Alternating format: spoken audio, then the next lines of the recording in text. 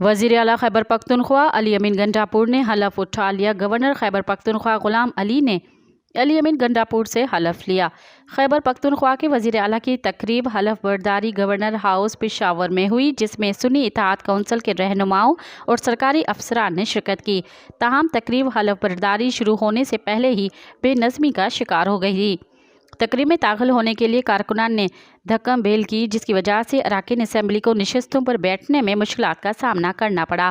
تقریب میں نشستیں خالی کرنے کے لیے اعلانات کیے گئے کہ قیادت کو بیٹھنے کے لیے جگہ دیں، کارکنان سن لیں، آپ پر وزیر اعلیٰ اور اسپیکر ہاؤس کے دروازے بند کر دیے جائیں گے، ہمیں ڈسپلن کا مظاہرہ کرنا چاہیے۔ مزید خبرن ऐं तफ़सीलात लाइ विज़िट कयो असांजी वेबसाइट www.awamiNewsHD.com ऐं ॾिसंदा रहो अवामी न्यूज़ HD।